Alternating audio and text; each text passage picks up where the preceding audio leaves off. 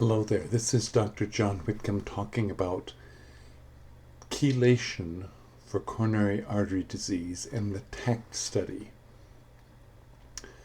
Chelation, do you know what that is? It comes from the Greek word claw, which means to wrap around something. And when you chelate something in your body, we give you a chemical that wraps around it and makes it water soluble. Lead and iron are two things for which in modern medicine we certainly do chelate people.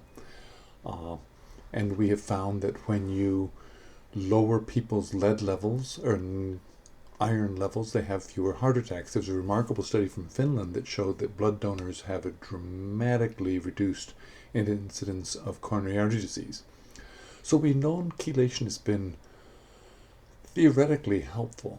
The question is, what do you do if you have coronary artery disease? Is it helpful then?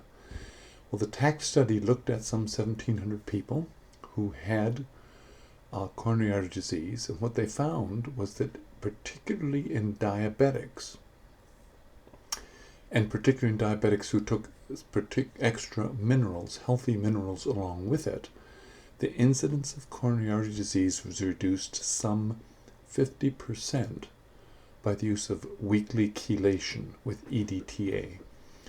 Now that takes how do you do that? 50% is huge. How do you do that?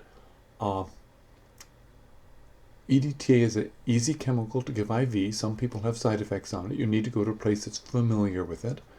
And it takes a couple hours to provide it. You need to have it in your veins. You need to have good veins. And you probably need to do it for in the range of 6 months. And that's going to cost a couple thousand. That's going to cost several $1,000s. But considering that heart disease costs a whole lot more, including sudden death, this is a pretty remarkable finding. So, what will work for me?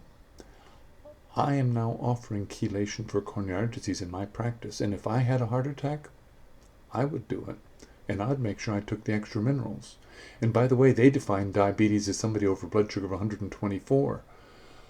The Hunt study other studies have shown that heart disease drops all the way down to blood sugar of 86. But at least we know for those with a regular diagnosis, 124. That's real. This is Dr. John Whitcomb with News and Nutrition on chelation for coronary artery disease.